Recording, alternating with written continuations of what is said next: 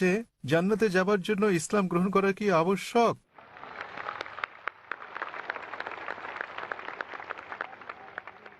ভাই একটা প্রশ্ন করলেন যে জান্নাতে যেতে হলে ইসলাম গ্রহণ করা আবশ্যক কিনা। জিজ্ঞাসাটা এরকম যে পরীক্ষায় পাশ করতে আমাকে ভালো নম্বর পেতে হবে কিনা। পরীক্ষায় পাশ করার জন্য আপনাকে ন্যূনতম 5 নম্বর পেতে হবে। জান্নাতে যাওয়ার জন্য প্রয়োজনীয় শর্তাবলীর কথা বলছে সূরা আল আসর অধ্যায় নম্বর 103 আয়াত নম্বর 1 থেকে 3 বলা হয়েছে, ওয়াল আসর ইন্নাল ইনসানা লাফি খুসর ইল্লা আল্লাযিনা আমানু ওয়া আমিলুস সলিহাতি ওয়া তাওয়াসাউ বিল হাক্কি ওয়া তাওয়াসাউ বিস সাবর। সময়ের শপথ, নিশ্চয়ই মানুষ ক্ষতির মধ্যে রয়েছে, তারা বাদে যারা বিশ্বাস এনেছে, যারা সৎকর্ম করেছে, যারা সত্যের পথে মানুষকে আহ্বান করে এবং ধৈর্য ও অধ্যবসায়ের উপদেশ দেয়।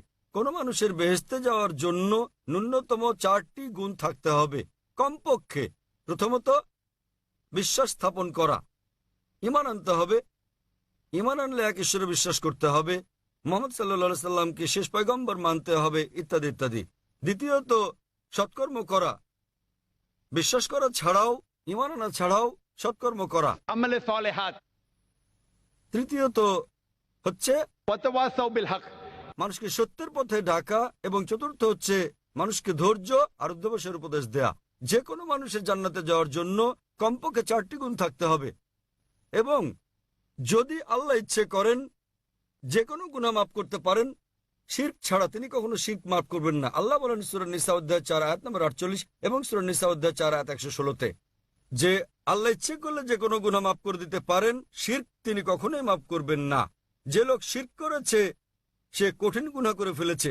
শিরক একটা বড় গুনাহ। শিরক করলে জান্নাতে যাওয়া কোনো সুযোগ থাকলো না আপনার জন্য। অন্যান্য গুনাহ আল্লাহ ইচ্ছে করলে মাফ করে দিতে পারেন, তবে আপনার জান্নাতে যাওয়া নিশ্চিত করতে হলে ন্যূনতম 4টি গুণ অর্জন করতে হবে: ঈমান, সৎকর্ম করা, মানুষকে সত্যের পথে ডাকা এবং ধৈর্য ও অধ্যবসায়ের উপদেশ দেয়া। ভাই আপনাকে আমি জিজ্ঞেস করছি, হ্যাঁ বলুন। আপনি কি জান্নাতে যেতে চান? আপনি জান্নাতে যেতে চান কি না? জি, যেতে চান আপনি? আমি এই জন্য বলছি, আমার অন্তর দিয়ে বলছি, আমাকে কলমা পড়িয়ে দিন। মাশাআল্লাহ, জান্নাতে যেতে চান। ভাই জান্নাতে যেতে চান এবং তিনি কলেমা পড়তে চান। কেউ কেউ আপনাকে ইসলাম গ্রহণ করতে জোর করছে ভাই? আচ্ছা, কেউ কোনো জোর করছে কি? কেহই না। আচ্ছা, করছে না। অর্থনৈতিক কোনো চাপ, টাকা পয়সার কোনো ব্যাপার? হ্যাঁ, না না, না। কেউ আপনাকে জোর করছে, জোর জবরদস্তি? কেহই না। আপনি আপনার অন্তর থেকে গ্রহণ করছেন। হ্যাঁ স্যার, ভালো ভালো কথা বলছে। ইসলাম আমার এই জন্য পছন্দ হয়েছে যে একজন ভগবান। মাশাআল্লাহ, ভাই বলছেন যে এমন সুন্দর সুন্দর কথা বলা হয়েছে ইসলামে, এবং ইসলাম ধর্মে ঈশ্বর এক, তাই ইসলাম গ্রহণ করতে চান। আপনি কি মানেন যে মূর্তি পূজা করা ভুল? হ্যাঁ মূর্তি পূজা করা হ্যাঁ, ভুল। ভুল। আচ্ছা, আপনি কি মানেন যে মোহাম্মদ সাল্লাল্লাহু আলাইহি সাল্লাম শেষ পয়গম্বর? মোহাম্মদ সাল্লাল্লাহু আলাইহি সাল্লাম, মোহাম্মদ সাল্লাল্লাহু আলাইহি সাল্লাম আল্লাহর পয়গম্বর, এটাকে আপনি মানেন? মানি। মাশাআল্লাহ। তো ইনশাআল্লাহ আমি কলেমা পড়বো, আপনি হ্যাঁ। সেটা বলবেন, হ্যাঁ এবং ইনশাআল্লাহ দোয়া করবো আল্লাহ যেন আপনাকে জান্নাতবাসী করেন। হ্যাঁ, ধন্যবাদ। আশহাদু আশহাদু আল্লাহ আল্লাহ ইলাহা ইলাহা ইল্লাল্লাহ ইল্লাল্লাহ ওয়া আশহাদু ওয়া আশহাদু আন্না আন্না মুহাম্মাদান মুহাম্মাদান আবদুহু আবদুহু ওয়া রাসূলুহু। ওয়া রাসূলুহু। আমি সাক্ষ্য দিচ্ছি আমি সাক্ষ্য দিচ্ছি যে আল্লাহ ব্যতীত যে আল্লাহ ব্যতীত কোনো মাবুদ নেই, কোনো মাবুদ নেই, এবং এবং মুহাম্মদ মুহাম্মদ সাল্লাল্লাহু সাল্লাল্লাহু আলাইহি ওয়াসাল্লাম আলাইহি ওয়াসাল্লাম তাঁর বান্দা তাঁর বান্দা এবং পয়গম্বর। এবং পয়গম্বর। মাশাআল্লাহ, আপনি স্যার, মুসলমান হয়ে গেছেন ভাই। স্যার, জি ভাই। আমার একটি ভালো নাম রেখে দিন। ভাই আমাকে একটা নাম দিতে বলেছেন। মানুষের কাছে এক একটি নাম জিজ্ঞাসা করি, তারা আমাকে বলছে না। এখন আপনার নাম কি? আমার নাম অজয় কুমার। অজয় কুমার। হ্যাঁ। ভাই সাহেবের নাম অজয় কুমার, তো আমি একটা নাম দিচ্ছি।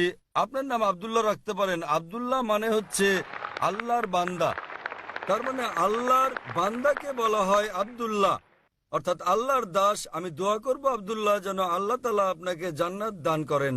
আমিন। ধন্যবাদ। আমিন। আমি আপনার জন্য দোয়া কামনা করি, আপনাকে জান্নাতে যাওয়ার জন্য দোয়া কামনা করি। হ্যাঁ ভাই। নমস্তে, আমার নাম জেপি খার্গে। আমার প্রশ্নটি সংক্ষিপ্ত, পূর্ববর্তী প্রশ্নের সঙ্গে সংশ্লিষ্ট ননভেজ খাদ্য সংক্রান্ত। মানুষের মনের উপর এর কি প্রভাব পড়ে? ভাই প্রশ্ন করলেন যে মানুষের মনের উপর ননভেজ খাদ্যের কি কোনো প্রভাব রয়েছে। জি। এ নিয়ে অনেক গবেষণা হয়েছে। বৈজ্ঞানিকভাবে এটা স্বাস্থ্যসম্মত। দেহ, দৃঢ় মাংসপেশি গঠন, সুস্বাস্থ্য, দীর্ঘায়ু ইত্যাদি অনেক কিছুর উপর এর প্রভাব রয়েছে। আপনি দেখতে পারেন আমার লেকচার, ননভেজ কি মানুষের জন্য অনুমোদিত না নিষিদ্ধ। আপনার প্রশ্ন থেকে বোঝা যায় আপনি বলতে চাচ্ছেন যে এরকম একটা গবেষণা হয়েছে যাতে বলা হয়েছে যে খাদ্য আপনি খাচ্ছেন আপনার স্বভাবের উপর তার প্রভাব পড়বে। সুতরাং আপনি যদি জীবজন্তুর মাংস খান, জীবজন্তুর মতো আচরণ করবেন, এটাই বোঝাতে চেয়েছেন? না না না, আমার প্রশ্ন মানুষের ভাবনার উপর এর প্রভাব কি? আমি আপনাকে বলার চেষ্টা করছি, এরকম একটা গবেষণা হয়েছে যাতে বলা হয়েছে যে যদি আপনি জীবজন্তুর মাংস খান তাহলে জীবজন্তুর মতো আচরণ করতে শুরু করবেন, তার মানে জীবজন্তুর প্রভাব পড়ছে। গবেষণায় বলা হয়েছে যে আপনি যা খান তার স্বভাবের প্রভাব আপনার উপর পড়বে। আর সে কারণেই আমরা যারা মুসলমান তারা কেবলমাত্র শান্ত স্বভাবের প্রাণীর মাংস খেয়ে থাকি, যেমন গরু, ছাগল, তারপর ভেড়া, কারণ আমরা শান্তিপ্রিয় মানুষ।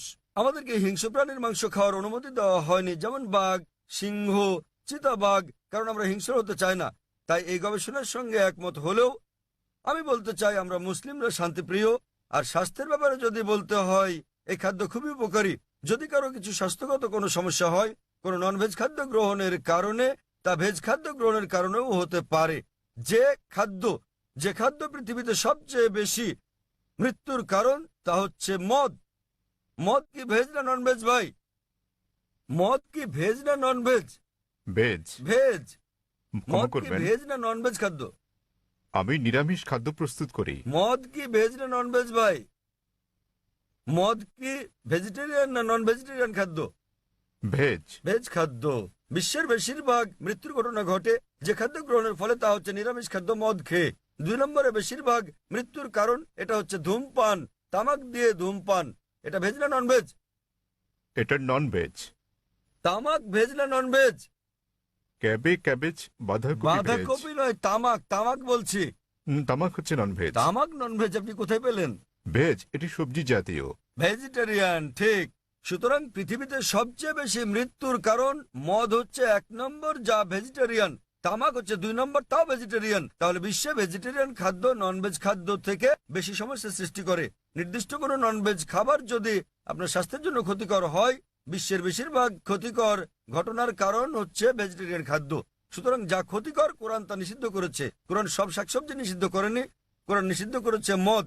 সূরা মাইদা অধ্যায় 5 আয়াত নম্বর 90, এবং এমনকি ধূমপান সূরা বাকারা অধ্যায় 2 আয়াত নম্বর 195, কারণ এটা স্লো পয়জনিং করে। সুতরাং যাতে সমস্যা রয়েছে তা নিষিদ্ধ করা হয়েছে। কোরআন সব শাকসবজি নিষিদ্ধ করেনি। আরো বিস্তারিত জানার জন্য আমার ভিডিও ক্যাসেট দেখতে পারেন, ননভেজ খাদ্য মানুষের জন্য অনুমোদিত না নিষিদ্ধ। আশা করি উত্তরটা পেয়েছেন। ঠিক আছে, আপনাকে ধন্যবাদ। পুরুষদের শাড়ির পেছনের দিকের 3 নম্বর বাইক থেকে পরবর্তী প্রশ্ন। হ্যাঁ ভাই, আপনি। শুভ সন্ধ্যা, আমি ডক্টর মাথু এবং creation.com এর সঙ্গে জড়িত, যা ক্রিয়েশন মিনিস্ট্রিজ ইন্টারন্যাশনালের অংশবিশেষ। একজন চিকিৎসক হিসেবে আমি এখানে এসেছি কারণ আমি শান্তিপ্রিয়, এবং যেমন আপনি বলেছেন ভেতরে বাইরে শান্তি। এখন ব্যক্তিগতভাবে যখনই আমি এবং অন্যান্য লাখ লাখ মানুষ পাপবোধ ও এর জন্য অনুতাপের পর বুঝেছি যীশু খ্রিস্ট নিষ্পাপ ব্যক্তি আমার পাপের প্রায়শ্চিত্ত করে গেছেন। তিনি ক্রুশে করে আমার লজ্জা ও অপরাধ নিয়ে গেছেন এবং আমার জন্য জীবন দিয়ে গেছেন। আর সে কারণেই আমার মনে শান্তি আছে, এবং এই শান্তি এমন কিছু যা সমঝোতা এনে দেয়। আমি জানতে চাই, আপনি কি আমার এই শান্তি হরণ করতে চান? এমন এক শান্তি যা সমঝোতা আনে, পারবেন এর জবাব দিতে? ধন্যবাদ। ভাই একটা সুন্দর প্রশ্ন করলেন। তিনি ডক্টর ম্যাথু, তার একটা ওয়েবসাইট এবং সংস্থা রয়েছে নাম ক্রিয়েশন। তিনি বললেন যে তিনি শান্তি খুঁজে পেয়েছেন, শান্তি লাভের জন্য এখানে এসেছেন। বললেন যীশু খ্রিস্টের মধ্যে শান্তি খুঁজে পেয়েছেন, তার পাপের জন্য তিনি ক্রুশবিদ্ধ হয়ে মারা গেছেন। তিনি ক্রুশবিদ্ধ হয়ে মারা গেছেন, তাই তিনি আমাকে প্রশ্ন করছেন আমি কি আপনার শান্তি হরণ করতে পছন্দ করি? ভাই আমি কখনো আপনার শান্তি নষ্ট করতে চাই না। আমি আপনার মিথ্যে শান্তি নষ্ট করতে চাই এবং আপনাকে সত্যিকারের শান্তি দিতে চাই। আমি যীশু খ্রিস্টকে তার উপর শান্তি বর্ষিত হোক ভালোবাসি, তাকে শ্রদ্ধা করি এবং সম্মান করি। আমি জানতে চাই আপনিও কি যীশু খ্রিস্টকে ভালোবাসেন কি না। আপনার কাছে আমার একটা প্রশ্ন, জি। আপনি কি একমত?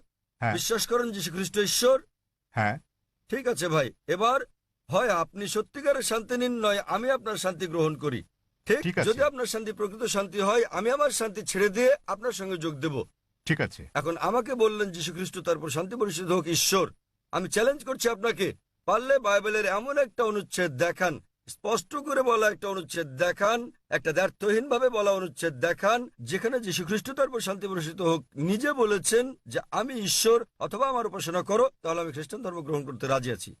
আপনি বললেন যিশু হলেন ঈশ্বর। মুসলিমদের যতটা সংশ্লিষ্টতা রয়েছে তাতে ইসলাম ধর্ম হচ্ছে একমাত্র খ্রিস্টান ধর্ম বিশ্বাস যাতে যীশু খ্রিস্টকে তার উপর শান্তি বর্ষিত হোক বিশ্বাস করতে বলা হয়েছে। কোন মুসলিমই মুসলিম হতে পারবে না যদি সে যীশু খ্রিস্টকে বিশ্বাস না করে। আমরা বিশ্বাস করি যে তিনি সর্বশক্তিমান ঈশ্বরের অন্যতম সেরা পয়গম্বর ছিলেন। আমরা বিশ্বাস করি যে তিনি মসীহ ছিলেন, মানে খ্রিস্ট ছিলেন। আমরা বিশ্বাস করি তিনি জন্ম নিয়েছিলেন অলৌকিকভাবে, কোনো পুরুষের সংস্রব ছাড়াই, যা অনেক আধুনিক খ্রিস্টানে বিশ্বাস করে না। আমরা বিশ্বাস করি যে তিনি ঈশ্বরের অনুমতিক্রমে মৃতকে জীবন দান করেছিলেন। আমরা বিশ্বাস করি যে তিনি ঈশ্বরের অনুমতিতে জন্মান্ধর কুষ্ঠরোগীদের সুস্থ করেছিলেন।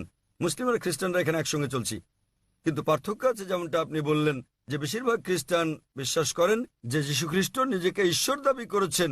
পরিষ্কার করে বলা এমন একটিও উক্তি নেই সম্পূর্ণ বাইবেলে যেখানে যীশু খ্রিস্ট নিজেকে বলেছেন যে আমি ঈশ্বর কিংবা আমার উপাসনা করো।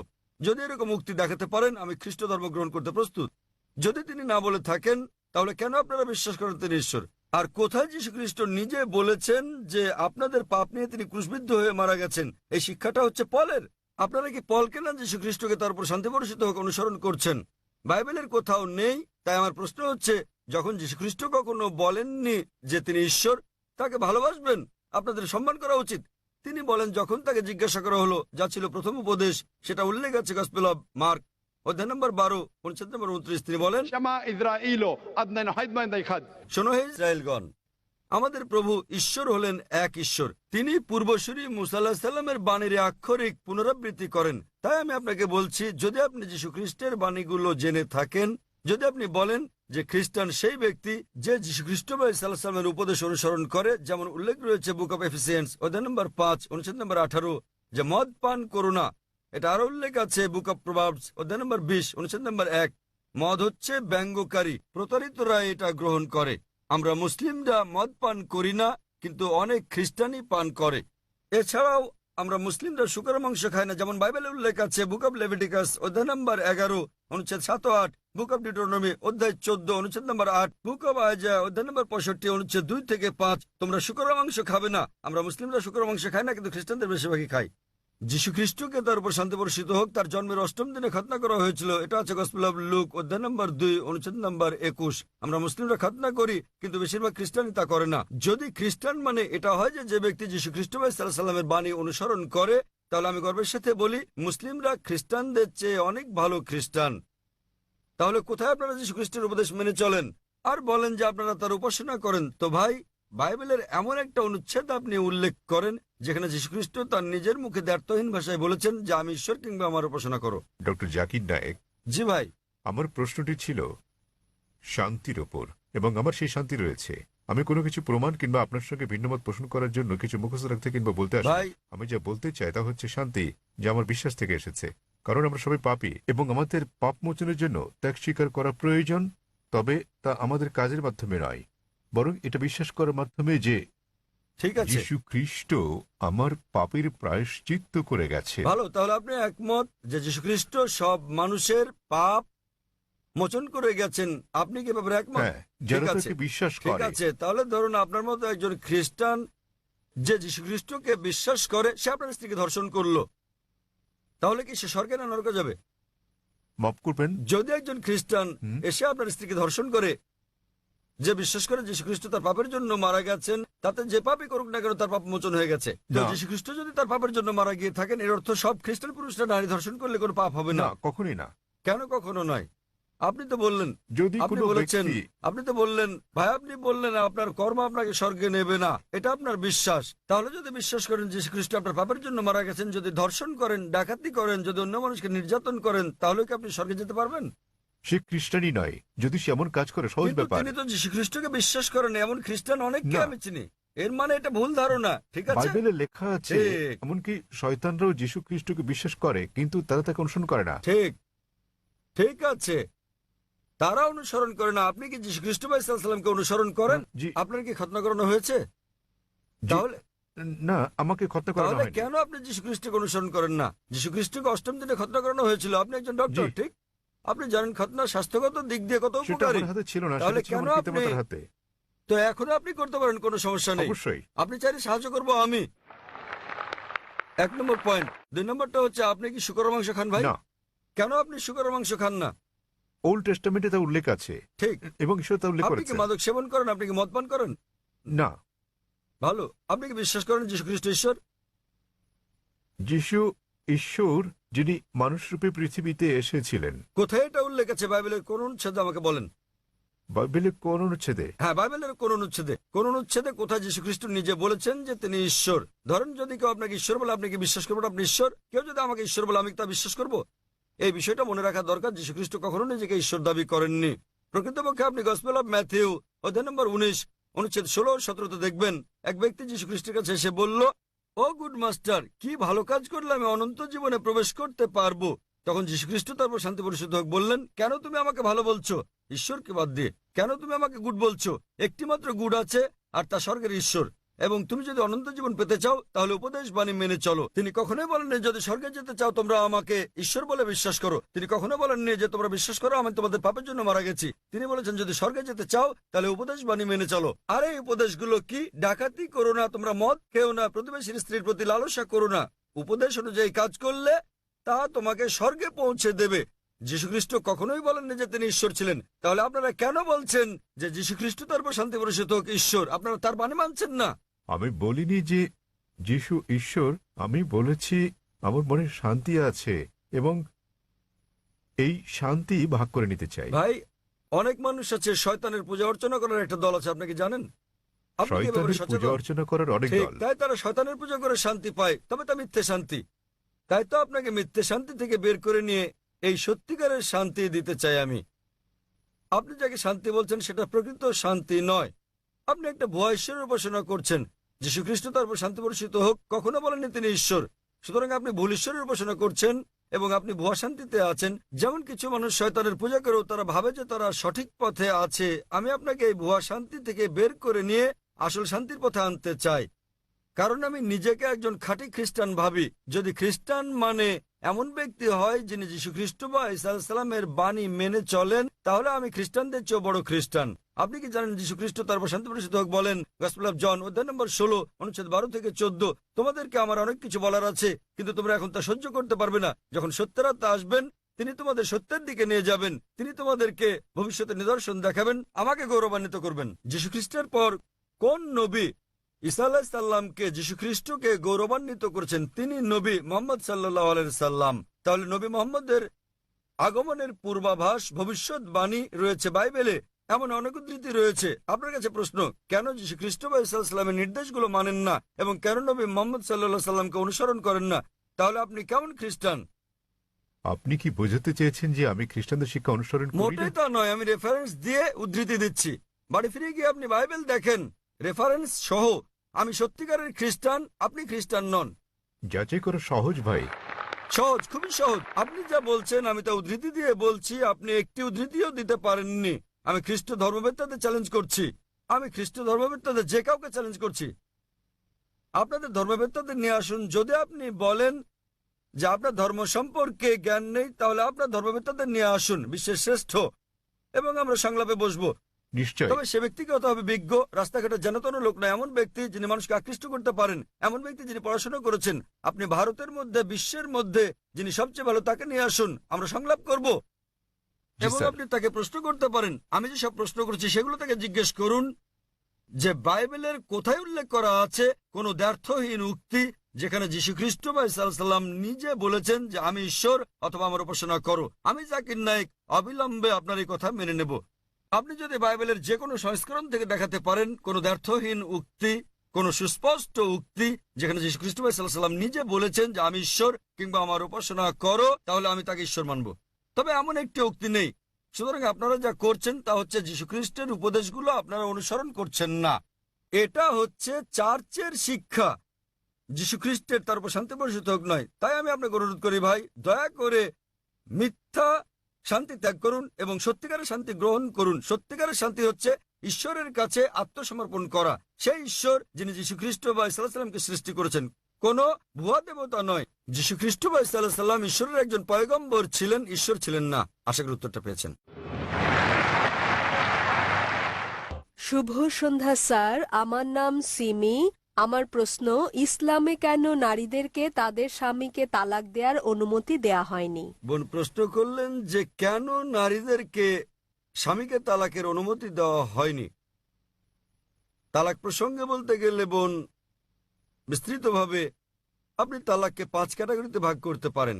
একটা হচ্ছে স্বামী এবং স্ত্রীর পারস্পরিক সম্মতিতে, এটা প্রথম ক্যাটাগরি। দ্বিতীয় ক্যাটাগরি স্বামীর ইচ্ছায় একতরফাভাবে। তৃতীয় ক্যাটাগরি যদি নিকাহনামায় উল্লেখ করা হয়ে থাকে, একজন নারী যখন একজন পুরুষকে বিয়ে করেন তখন যদি তিনি চুক্তির মধ্যে এটা উল্লেখ করেন। কোরআনে কর্তৃত্ব পুরুষকে কেন দেওয়া হয়েছে এ ব্যাপারে আমি পরে আলোচনা করব।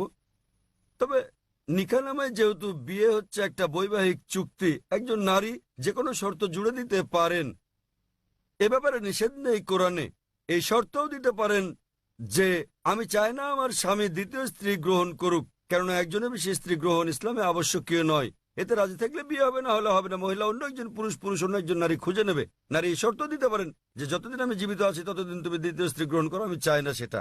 কিন্তু আপনি কোরআন পরিপন্থী কোনো শর্ত দিতে পারবেন না। আপনি এমন শর্ত দিতে পারবেন না যে আমি চাই না তুমি নামাজ আদায় করো, কারণ নামাজ আদায় করাটা হচ্ছে অবশ্যই কর্তব্য।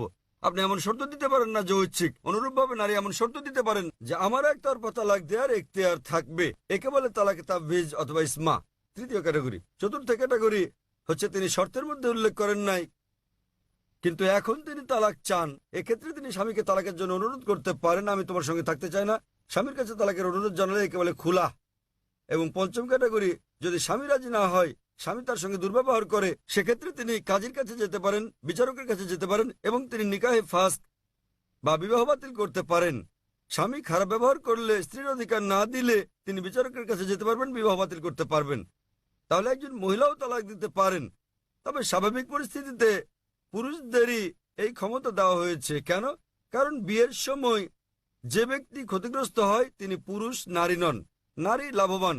যদি আপনি আমার কথা শুনে থাকেন, গত শনিবারে ইসলামে নারীর অধিকার, অধীনতা না সুরক্ষা এ ব্যাপারে আমি সেখানে বলেছি যে বিয়ের সময় নারীদের প্রাপ্তিযোগ ঘটে। কোরআনে বলা হয়েছে সূরা নিসা অধ্যায় 4 আয়াত নম্বর 4 যে নারীদেরকে দিয়ে দাও বিবাহের সময় বৈবাহিক পুরস্কার, মোহর। বিয়ের সময় স্বামী স্ত্রীকে দিয়ে থাকে নির্দিষ্ট পরিমাণ অর্থ, মোহর।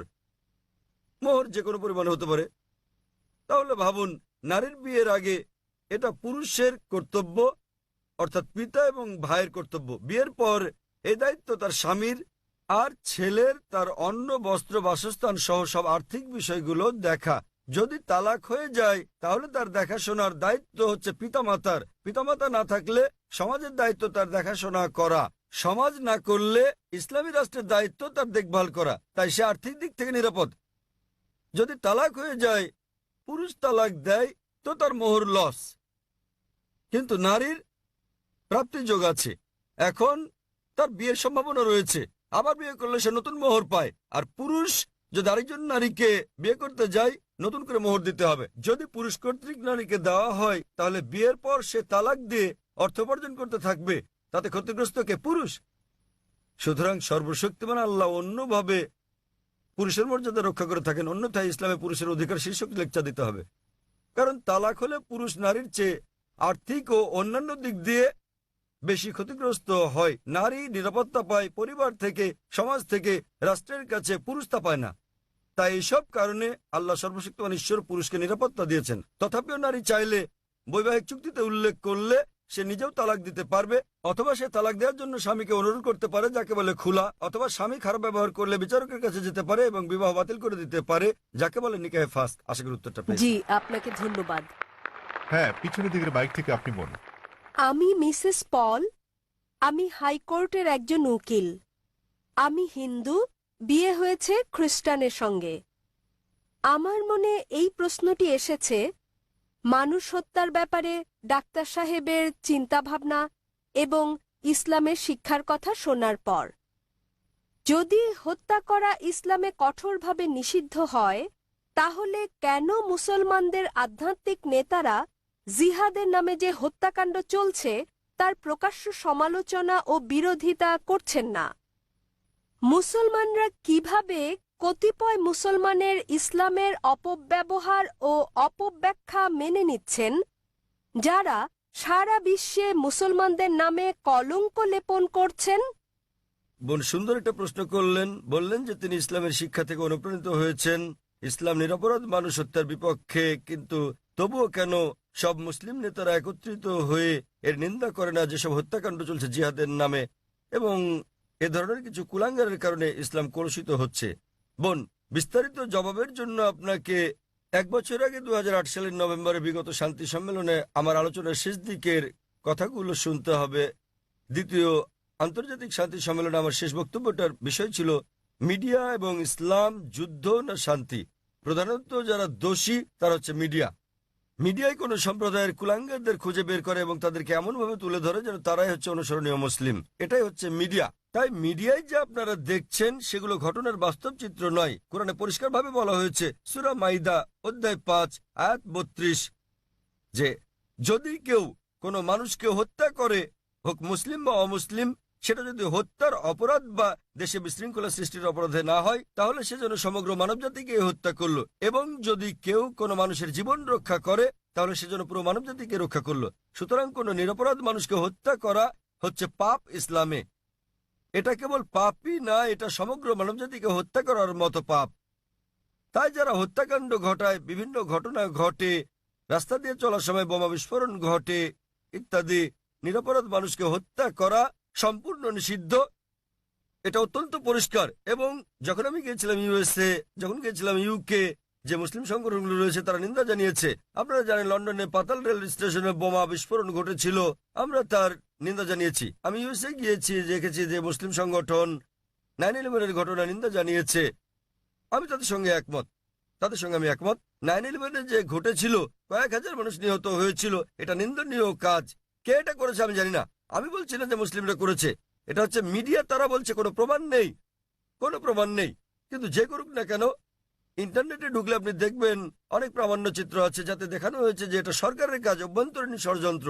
জর্জ বুশ করেছে, এটা আমি জানি না কে করেছে। তবে যেই করুক, 9/11 টুইন টাওয়ারে বোমা হামলার ঘটনায় হাজার হাজার নিরপরাধ মানুষ হত্যা করা, এটা নিন্দনীয়। 50 জনের বেশি মানুষ মারা গেছে লন্ডনের পাতাল রেল বোমা হামলার ঘটনায়, সেটাও নিন্দনীয়। 2 বছর আগে জুলাই মাসে বোম্বেতে ট্রেনে যে বোমা হামলার ঘটনা ঘটে, সেখানে 100-রও বেশি মানুষ নিহত হয়, এটাও নিন্দনীয়। কিন্তু এখানেই থামলে চলবে না। একইভাবে আমি আফগানিস্তানে হাজার হাজার মানুষ হত্যারও নিন্দা জানাই, নিন্দা করি। ইরাকে হাজার হাজার মানুষ হত্যার, ফিলিস্তিনে হাজার হাজার মানুষ হত্যার নিন্দা করি। আমি একে শ্বেত সন্ত্রাসবাদ বলি। আপনারা জানেন তারা কি করছে? তারা ক্ষেপণাস্ত্র পাঠাচ্ছে, তারা পাঠাচ্ছে বোমা। আপনারা জানেন ফিলিস্তিনিরা তারা লড়াই করছে ইটপাটকেল দিয়ে, আর তাদেরকে বলা হচ্ছে সন্ত্রাসী। আপনারা জানেন আমেরিকা বোমা পাঠাচ্ছে, প্যাট্রিয়ট ক্ষেপণাস্ত্র, গুচ্ছ বোমা পাঠাচ্ছে। এই গুচ্ছ বোমা যখন কোথাও পড়ে তখন এটা অনেকগুলো বোমায় বিভক্ত হয়। এভাবে হাজার হাজার আফগানকে হত্যা করা হচ্ছে। কিন্তু কেন? এটা কাপুরুষোচিত কাজ। সেজন্য সমাপনী বক্তৃতায় আমি বলেছিলাম গত কয়েক শতাব্দীর সবচেয়ে বড় সন্ত্রাসী জর্জ বুশ। 1 নাম্বার। জর্জ বুশের মতো এত মানুষ আর কেউ হত্যা করেনি। এখন তিনি আর ক্ষমতায় নেই। ইরাকে তিনি ওষুধের ওপর নিষেধাজ্ঞা আরোপ করেন এবং জর্জ বুশের কারণে ইরাকের 5 লাখ শিশু নিহত হয়। আমরা ভালো করে জানি। এমনকি যদি একমত হয়ে যায় সেখানে একজন লোক লুকিয়ে আছে, এই লোকটি যে বিন লাদেন তার তো কোনো প্রমাণ নেই। যদি তিনি লুকিয়েও থাকেন, ভাবুন সেক্ষেত্রে আপনি একজন মানুষের জন্য হাজার হাজার মানুষকে হত্যা করছেন। এটা দুঃখজনক। আমরা দেখতে পাচ্ছি যে এটা মিডিয়া তুলে ধরছে। মিডিয়া যা তুলে ধরছে তা হচ্ছে মুসলিমরা এই কাজ করেছে। আমি জানি বোন, কুলাঙ্গার আছে, আমাদের সম্প্রদায়ে কুলাঙ্গার আছে, সব সম্প্রদায় তো কুলাঙ্গার রয়েছে। ভারতীয় মিডিয়া কাশ্মীর নিয়ে কথা বলে, কতবার বলেছে আসাম নিয়ে, নকশাল মাওবাদীদের নিয়ে। আপনি জানেন ভারতের জন্য সবচেয়ে বড় হুমকি হচ্ছে মাওবাদীরা। তারা কি করছে? তারা থানায় বোম মারছে, তারা পুলিশ হত্যা করছে। ভারতের বেশিরভাগ হত্যাকাণ্ডই ঘটায় মাওবাদীরা, কমিউনিস্টরা, এলটিটি, হিন্দুরা। কিন্তু কে তাদেরকে বলছে হিন্দু সন্ত্রাসী? আপনি আসামে গেলে দেখবেন খ্রিস্টান সন্ত্রাসী। হিন্দুরা যখন সন্ত্রাস করে তখন আপনারা বলেন LTTE, লিবারেশন তামিল টাইগার্স ইলম। আপনি যুক্তরাজ্যে গেলে দেখবেন IRA, আইরিশ রিপাবলিকান আর্মি, তারা ক্যাথলিক। প্রোটেস্ট্যান্ট আর ক্যাথলিকদের মধ্যে বিস্তর তফাৎ রয়েছে, কেউ তাদেরকে ক্যাথলিক সন্ত্রাসী বলছে না কেন? তাহলে আমরা কি দেখছি? কোন ধর্ম নিরপরাধ মানুষকে হত্যা করতে শেখায় না, কিন্তু মুসলিমদের চেয়ে অমুসলিমরা বেশি নিরপরাধ মানুষকে হত্যা করছে। তথাকথিত মুসলমান যারা নিরপরাধ মানুষকে হত্যা করে তারা আসলে মুসলিম নয়, তারা কোরআন এবং নবীর শিক্ষা অনুসরণ করে না। কিন্তু মিডিয়া কি করছে? তারা এইসব কুলাঙ্গারদের খুঁজে বের করে তাদেরকে অনুসরণীয় মুসলিম হিসেবে তুলে ধরছে। তাই প্রথমে দোষ দিতে হবে মিডিয়াকে। মিডিয়া বানাতে পারে কালোকে সাদা, দিনকে রাত, হিরোকে ভিলেন, ভিলেনকে হিরো। আপনি আমার লেকচার শুনতে পারেন সন্ত্রাস কি মুসলিমদের একচেটিয়া, তাহলে বিস্তারিত জানতে পারবেন ইনশাআল্লাহ। ধন্যবাদ। শুভ সন্ধ্যা।